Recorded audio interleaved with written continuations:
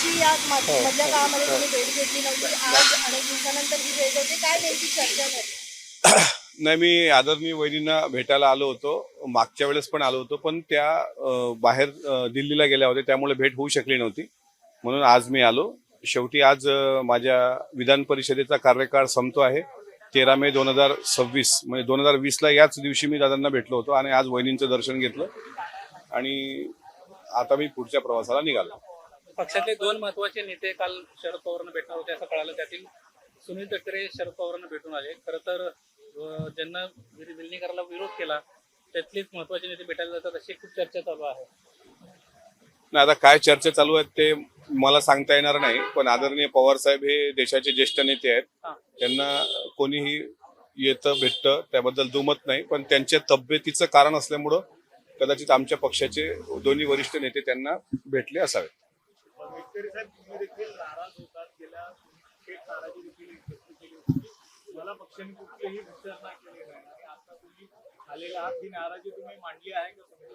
नाही, आज भेटणाऱ्यांची एवढी गर्दी आहे की मला माझा विषय मांडायला वेळ भेटलेला नाही.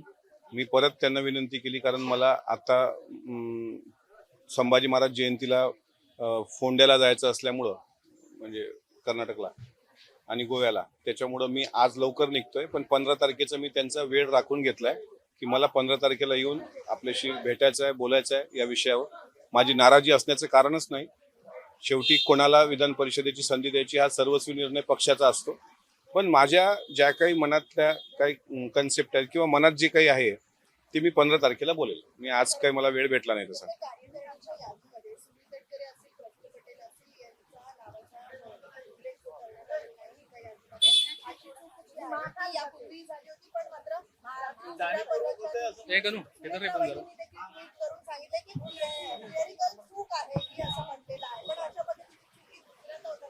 मला असं वाटते त्याबद्दल पक्षाची अधिकृत भूमिका जे पक्षाचे प्रवक्ते मांडतात तेच मांडतील. मी एक पक्षाचा सामान्य कार्यकर्ता आहे.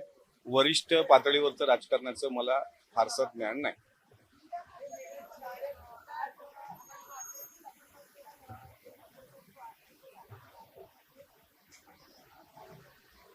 नाही, मतीन पटेलांचं त्या जो कोणी असेल निदा खान प्रकरणात वाचवणारा आरोपी, त्याचं घर जर इलिगल असेल तर नक्कीच बुलडोजर चालवला पाहिजे.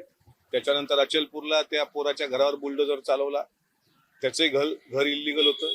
पण खरात बाबाचा आश्रम जर तो इलिगल असेल तर त्या आश्रमावर सुद्धा बुलडोजर चालला पाहिजे.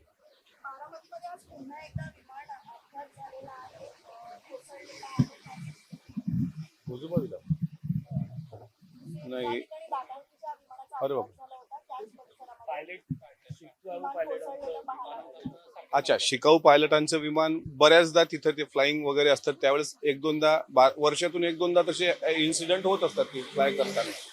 गोजूबावीला दादाच्या विमानाचा झालेला अपघात हा जरा याला वेगळे कंगोरे आहेत, जे मी वारंवार म्हटले की याच्यामध्ये मला घातपाताची शक्यता दिसते. अजूनही DGCAचा अहवाल न येणं आणि अजूनही CCTV फुटेज न येणं हे मला असं वाटते याच्यामधलं खरं कारण समोर अद्याप आलेलं नाही.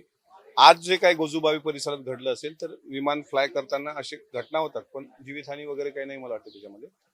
पण अजितदादांच्या विमान अपघाताचा मात्र गूढ रहस्य महाराष्ट्राच्या उरात दडलेलं आहे. ते रहस्य बाहेर काढायला आजपासून मी आता संकल्प करतोय, उद्यापासून जे काही मला शक्य असेल ते मी प्रामाणिकपणे करणार.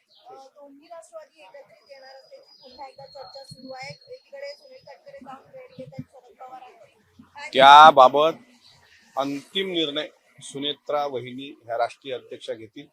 कोण भेटलं कोण गेलं हे मला माहित नाही, पण सुनेत्रा वहिनी हे अंतिम निर्णय घेतील आणि ते ज्या निर्णय घेतील ते आम्ही कार्यकर्ते म्हणून मान्य करू. आता तर मी कार्यकर्ता, पक्षाचा, अजितदादांचा कार्यकर्ता म्हणून मला बोलायला काही अडचण नाही.